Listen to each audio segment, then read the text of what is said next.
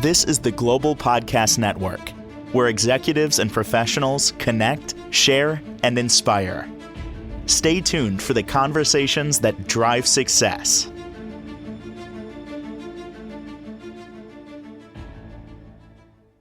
I want you to think about something for a moment. Process this.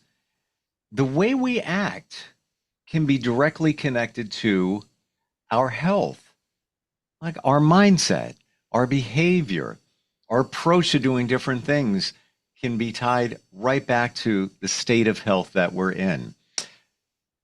Fascinating thought. Never even really connected the two, but we're going to do that today with the help of a licensed marriage and family therapist. He's also a certified family mediator, and he is back with us as our professional of the year. Gary Santucci joins us once again. How's it going, Gary? It's going well, Steve. How you doing this Good. Good to have you back here. It's funny. Every time we get together, we talk about the weather because you're in Florida, I'm in New York. Yes. Finally, after all this time, we have basically the same weather, like 90 something degrees, right? Yes. You're a little hotter today, I think, but that's okay. It's all right. We can get through it. Yep. And what I love about this area, the New York area, I love Florida. Trust me. I've already manifested. It's on my wall. I'll be living there one day. But we get now in the summertime, we get the same type of storms that you get where it just gets cloudy, comes in, rains, and then it's out, sun's back up, which is kind of the protocol. Never knew that it rained. Mm-hmm. Yeah. Mm-hmm. Those little quick showers. Yep. Cools things off a little bit. Yeah. So a couple minutes. I'm intrigued about what we're going to talk about today in terms of our behaviors directly tied into our health. Where do you want to start with that today? There are a number of factors that are associated with that. You know, it's first of all, the biological factor and the psychological factors and social factors. Those three areas really kind of take into account all of what we're going to be talking about. So the biological factors obviously have to do with genetics, right? Our genetics have a big role in our health and also how we behave according to that health. Also, our psychological factors have to do with stress and the coping mechanisms that we use for that, and our beliefs. Our beliefs are very important in how we deal with health. We saw that during COVID with the vaccines and things like that. The social factors are our relationships and our cognitive behaviors, how we deal with all of these things cognitively.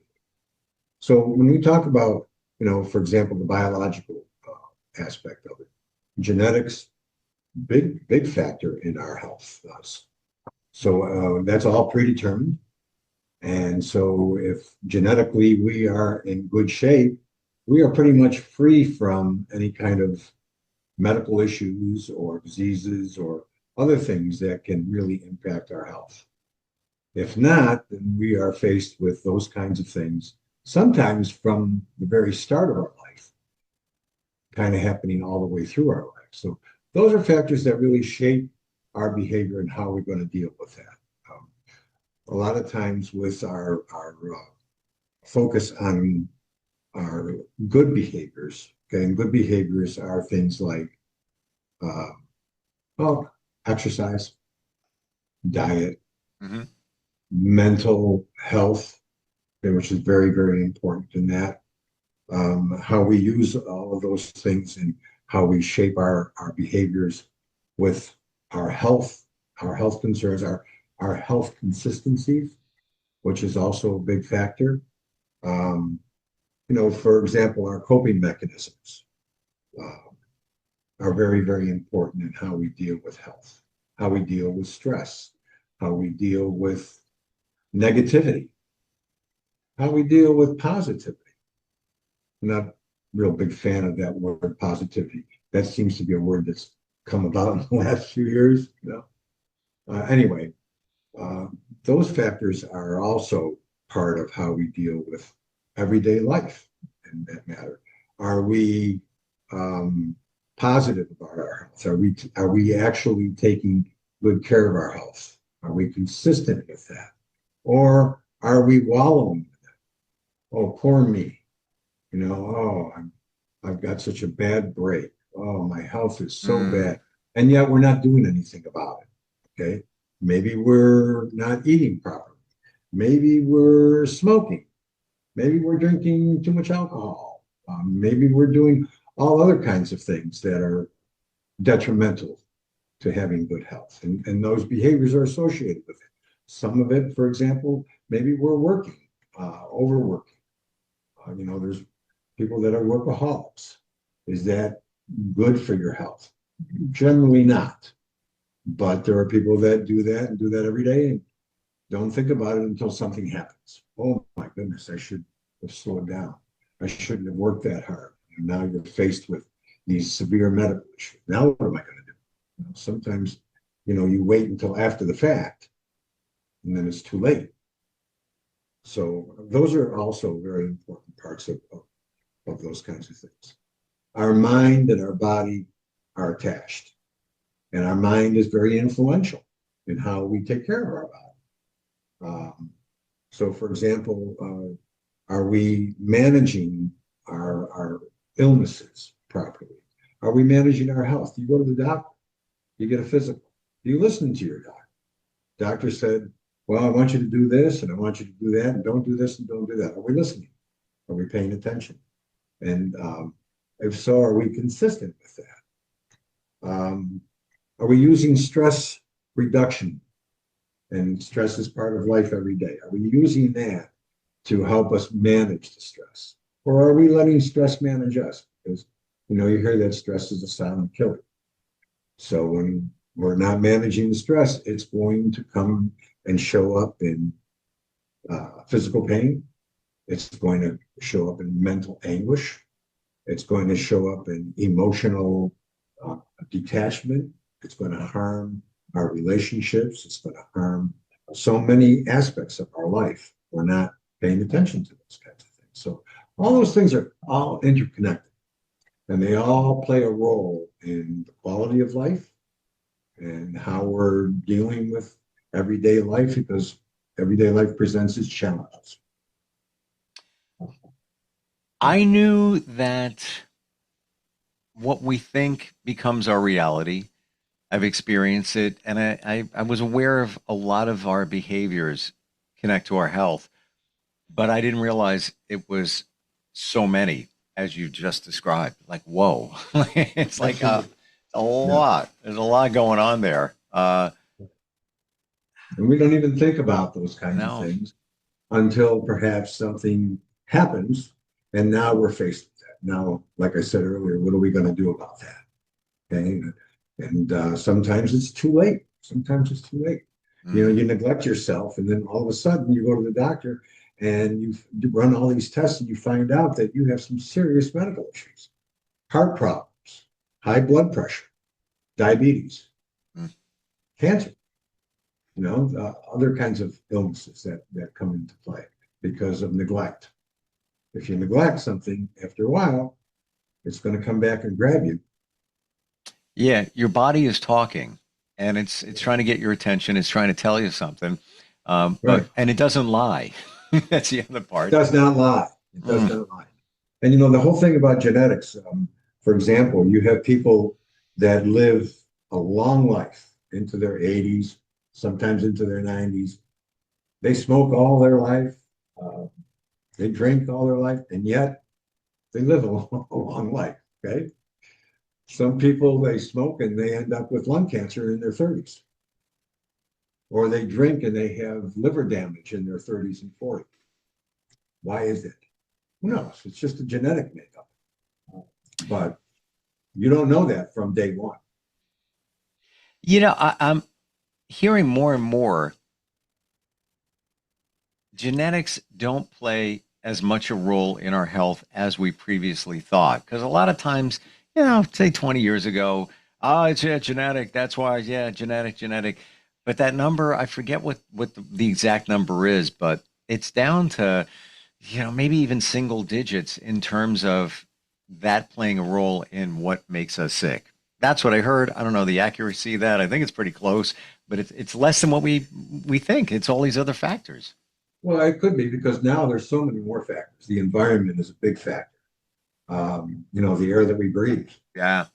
the foods that we're eating, what are they sprayed with? They're talking about organic foods and things like that. Staying away from certain foods like red meats and so on. Staying away from processed foods, etc. Don't drink too much soda. Don't drink too much alcohol. All those things are factors, and our bodies can just tolerate so much. And so when we're doing those kinds of things and paying attention to it, we are taking control. We take control. We can take control of our well-being, okay, by the quality of life that we live. Similarly, we want to also build what we call emotional resilience, the emotional connection to being able to live a healthy life. And that emotional resilience is something that has a lot to do with consistency, doing it every day, creating good habits that you live by every day, doing away with bad habits. It's tough to break habits. It's tough to stop smoking. It's tough to quit drinking. It's tough to stop eating the foods that are going to be harmful to you. Those are all very difficult kinds of things to do.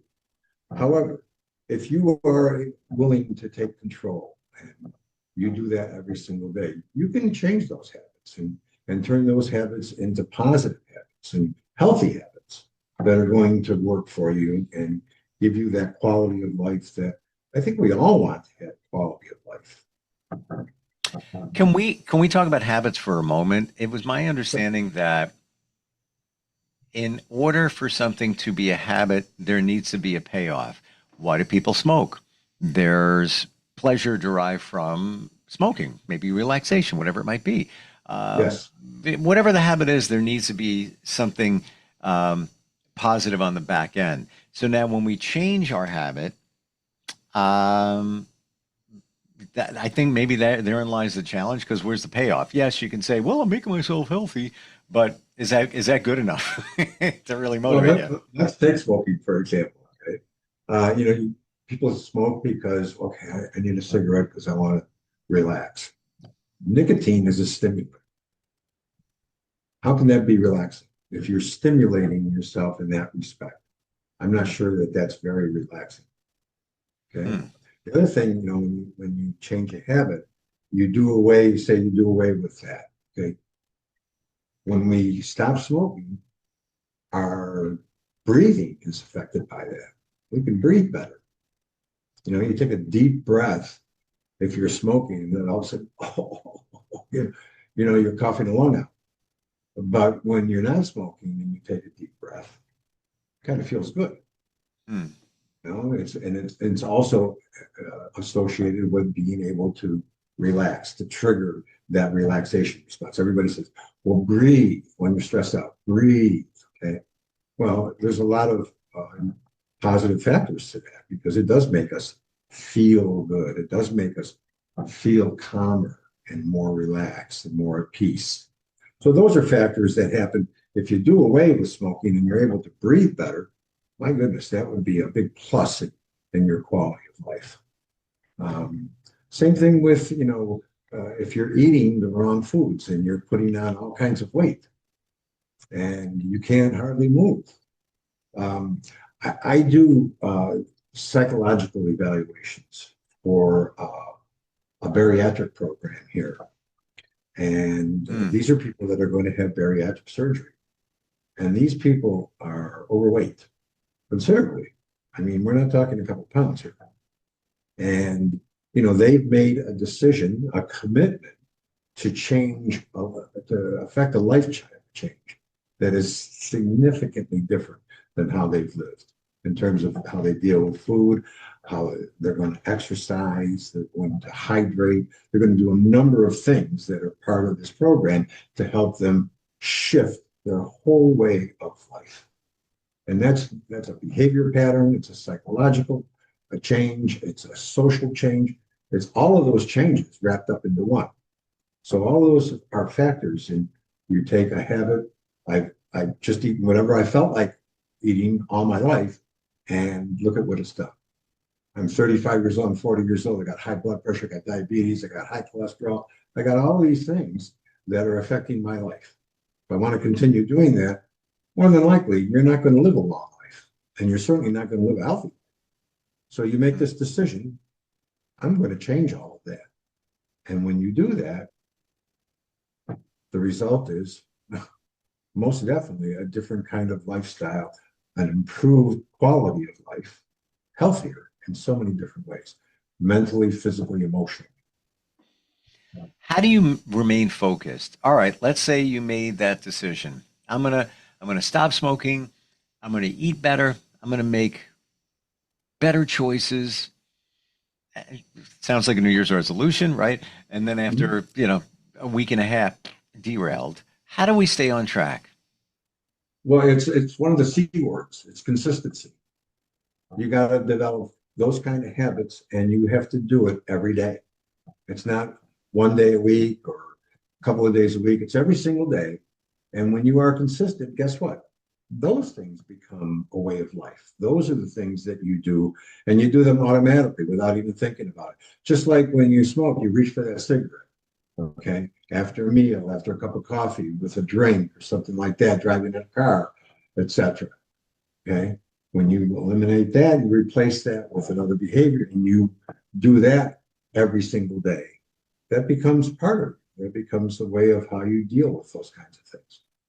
Do you Permanent, feel shit, that, shall that say, most permanent. most of these call them not great habits, all come from a trigger, like you just said? Have dinner. I'm going to go for a smoke. Middle of the Absolutely. day. It's. I'm at work. It's 11 o'clock. That's the time I usually go for a smoke. Um, those things, call them triggers. That get you back into that. Is it replacing those, or is how do we do that? Because it's a habit. It's 11 o'clock. I got to go outside and Right. smoke. Well, again, it's a conscious thing, Okay. for sure. You have to be conscious of that. And initially, when you're changing that habit, you have to be focused on, it's 11 o'clock. I usually have a cigarette. Am I going to go out there and have another cigarette? No, I'm not. This time, I'm not going to do that. The next day, same thing. Next day, same thing. And before you know it, at 11 o'clock comes, okay, it's 11 o'clock, big deal. Okay, I've moved on from that. And I replaced that with, something that I'm not smoking that cigarette at 11 o'clock. I'm not smoking that cigarette after I've had a meal or I'm drinking a cup of coffee or whatever. Okay. I'm not going to have that 1,500 calorie dessert from Cheesecake Factory after my meal. I'm not going to do that. So in that way, you begin to affect change. You begin to gain control of your well-being, like we said earlier. And when you gain control of that, just like when you control things, okay, you manage it. You're managing this kind of thing. As you manage it, it's going to impact you in a positive way. I And found on the sweet side of things, like yeah, it's always great to have some ice cream, whatever it might be. But as I get older, I find I don't have the craving, but it's a treat. I deserve it. mhm, Let's go. yeah, But it doesn't do what it did for me when I was younger. I don't know if my sweet tooth is gone, but it's like I'll have half of something. I'm like, that's all it was. And then, our taste buds change as we age, mm, just like many other things in our life changes. Um, for example, when you stop smoking, smoking dulls your taste buds. well, So when you stop smoking, food begins to taste a lot different, a lot better in that sense. You can really taste the food. Okay. wow, wow. So would it be That's a big deal. reasonable to think that maybe that might be one of the reasons that when somebody stops smoking, they gain weight? Obviously, they're looking Yeah, to replace the smoking with no something. doubt. Now it's food, but now the food tastes better. Food does taste better, no doubt. Wow. Uh, but also, when you stop smoking, you are going to, I think, have a better opportunity to exercise. You're going to feel like you want to exercise. You're going to be able Mm. to breathe better. Okay. You're going to have more energy, more stamina to be able to do those exercises. So if you have regular exercise in your life, the opportunity to gain weight is minimal because of the exercise. And if you're consistent with that, there's that C word again. If you're consistent with that, again, that's all going to add to, positive outcomes for your health in many Wow. ways. Mm-hmm. Back to Yeah, regular behaviors. exercise is very important. Having a balanced nutrition. Everybody talks about having a balanced nutrition. Eating the right foods, eating properly. Don't eat late at night, for example, just before you go to bed. Don't have a big meal. That sort of thing. If we change those kinds of things around, I think we have a better quality of life again with that. Good sleep is important. So if we have good sleep, our behaviors are such that we have a consistency. We go to sleep at a certain time. Okay. We set up our bedroom in a certain way. Okay. We don't have, certain things that are going on. We don't take our phones to bed and stay up all night on our iPads or our computers or our phones and till 2 or 3 o'clock in the morning. Then we wonder why we can't get to sleep because we're so stimulated. So those kinds of things are all factors in that. We have good sleep, good nutrition, good exercise. All of those things play a role in how we behave and how we function in the next day. Do you feel that it's impactful to figure out why we do what we do? I want to give you an example. You just sparked something with what you Okay. just said. I've been on a habit in the last month of eating late at night. Okay. And I might even just go to sleep and then wake up. I'm like, yeah, don't do it, don't do it. I'll just go downstairs and I'll have a, spoon of jelly, or I'll just, half a cookie or something like that. And I thought, like, what am I doing? This is not a good habit. It's even been proven that if you eat late at night, you're not going to sleep as well because now your body's it's working, it's looking to Sure. digest. And Mhm. then I thought about this and it came to me, well, why am I doing it? Because a few times I was kind of tired, and then that chemical gets released that makes you want to eat.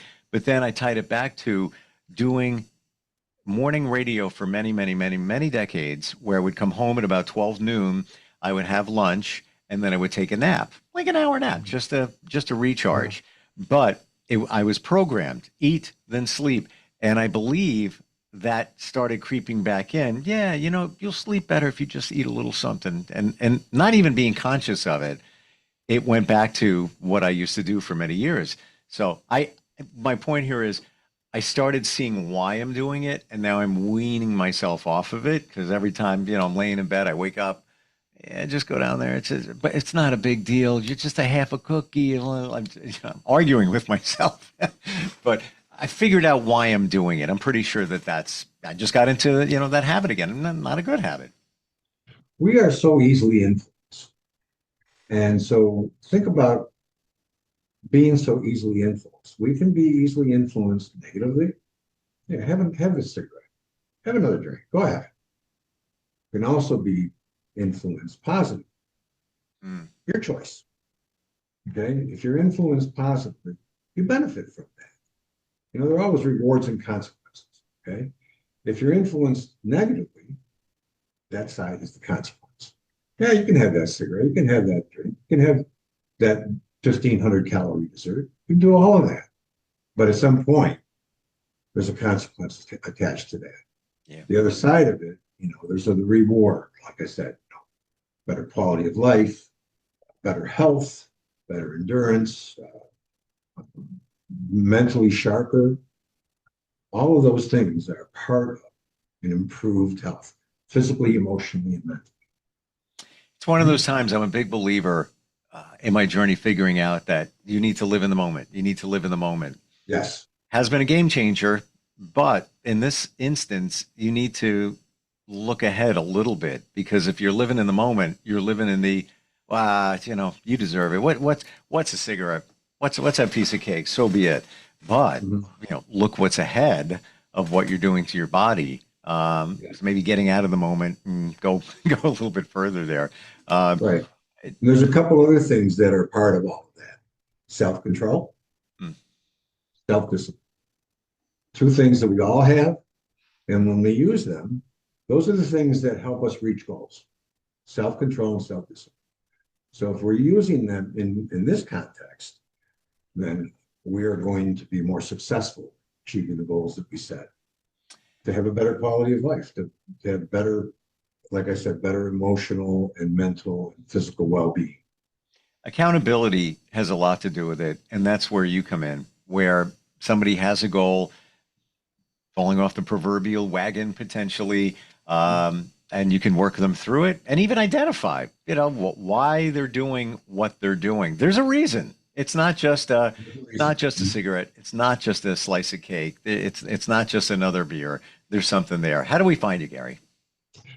You can call me at 954-474-1119. You can text me and call me at 954-817-1401. My website is GarySantucci.com. Check it out. My email address is GarySantucci74@gmail.com. And all four of those, you can reach me and I will get back to you. I appreciate that you're always available. You're giving yourself. You're there because you care. And, for that, we thank you for being here once again. Thank you, Steve. We'll be right back. This is the Global Podcast Network, where executives and professionals connect, share, and inspire. Stay tuned for the conversations that drive success.